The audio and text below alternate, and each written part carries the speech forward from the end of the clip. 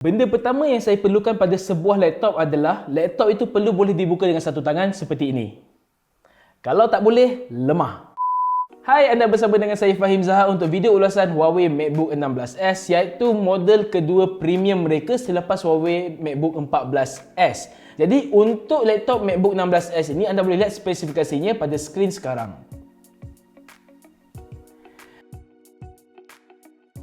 Pertama sekali adalah mengenai skrin. Seperti namanya, MacBook 16s ini menggunakan skrin 16 inci. Dan seperti model sebelum ini juga, laptop ini menggunakan nisbah skrin 3:2 yang mana sesuai untuk pengguna seperti saya yang banyak membaca dan juga menulis artikel.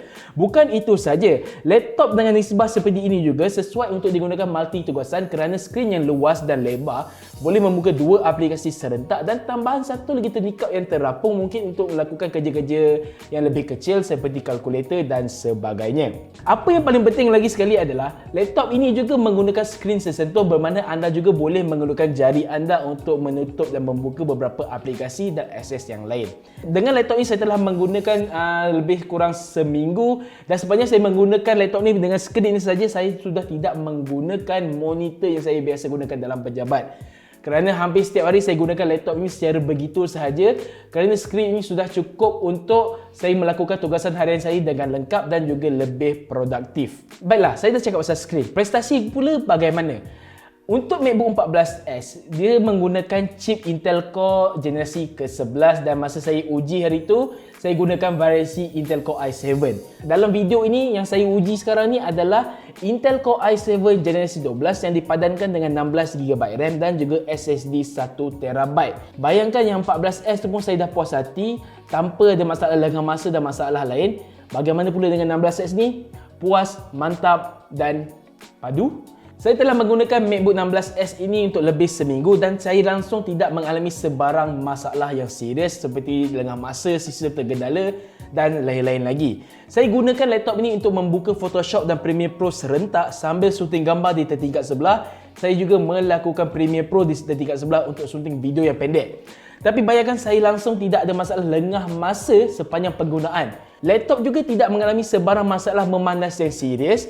Saya hanya perasan bunyi kipas yang bising dan laptop menjadi panas ketika saya menjalankan ujian penanda aras PC Mark melalui Steam. Lain-lain saya tak ada masalah langsung. Terus yang saya nak sentuh dekat sini adalah penggunaan kamera web. Kamera web masih lagi 2 megapiksel seperti 14s, tapi yang menariknya, ia tidak lagi berada tersorok pada papan kekunci menghala ke hidung saya, tetapi adalah pada bezel atas yang lebih moden dengan rekaan yang boleh dikatakan bezel nipis, jadi selesa untuk digunakan. Kualiti kamera web bolehlah. Setakat untuk menggunakan telesidang di antara kawan-kawan pejabat, saya rasa tak ada masalah serius pun. Kemudian kamera web ini juga ada sensor inframerah untuk membantu laptop ini dibuka dinyal kunci pada waktu malam ataupun dalam suasana yang gelap. Jika itu tidak berjaya, ia juga mempunyai pengimbas cap jari yang agak pantas juga pada hemat saya, yang mana ini saya rasa mempunyai sensor yang lebih pantas berbanding MacBook 14s kerana walaupun jari saya berpeluh, 14s tidak boleh imbas jari saya. Tapi 16s ni boleh imbas tanpa sebarang masalah.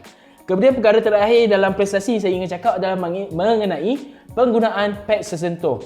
Saya sebenarnya masih menantikan Huawei MacBook X Pro kerana mereka telah menggunakan pad sesentuh dengan sentuhan haptik pada tahun lepas. Dan saya tak sabar nak cuba versi tahun ni, adakah ada sebarang perbaharuan ataupun perkara baru yang telah dibaiki. Tapi pada 16s ni masih lagi pad sesentuh yang biasa saja kiri dan kanan. Ia sedikit sensitif tapi pada saya tiada langsung masalah untuk menggunakan gesture pada Windows dan untuk saya kawal menukar antara dua versi Windows dan sebagainya.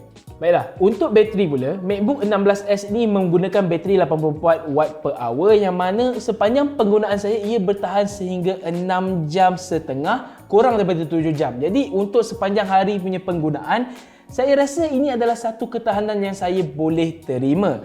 Laptop ini juga hadir dengan pengecas 135 watt yang boleh digunakan untuk peranti-peranti lain sekali yang menggunakan USB-C. Tetapi laptop ini menggunakan kuasa 90 watt sahaja. Yang mana ia cukup pantas dan boleh mengecas laptop ini pada jangka masa yang ada juga akan tidak sangka laptop ni dah siap cas. Jadi kalau lepas 6 jam penggunaan tadi, anda top up sekejap bateri dengan mengecas sekitar setengah jam, ia mungkin boleh bertahan lagi sekitar 2 jam untuk melengkapkan kerja harian anda. Baiklah, sebelum saya tamatkan ulasan MacBook 16S ni, mari saya cakap sedikit lagi mengenai laptop ini. Jadi 16S ni menggunakan rekaan yang anda biasa lihat pada MacBook yang biasa.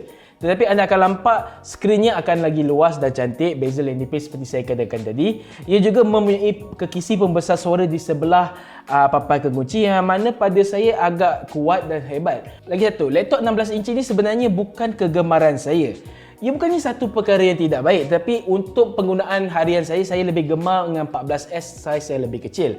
Untuk 16S ini saya tahu di luar sana ramai saja yang memulakan laptop bersaiz 16 inci kerana inginkan pengalaman penggunaan yang boleh melakukan pelbagai tugasan serentak, membuka aplikasi banyak dan boleh melihat dua teknikal ni kandungannya tidak crop dan sebagainya dan selesa digunakan. Tapi jika anda yang mencari laptop 16 inci, anda mesti sudah mengharapkan saiznya yang sedikit tebal dan juga mempunyai berat yang sedikit lebih berat berbanding dengan laptop-laptop lain di pasaran. Kerana bila saya angkat ni, pegang satu tangan seperti ini pun sudah rasa lenguh dan hampir terjatuh. Jadi itu ada sedikit kerisauan sebab saya kalau boleh apabila ingin ke mana saja, saya ingin laptop yang lebih ringan. Ketika video ini dirakam, harga rasmi masih belum dikeluarkan, tapi laptop ini sudah pun dijual di China dan juga pasaran Eropah yang terpilih.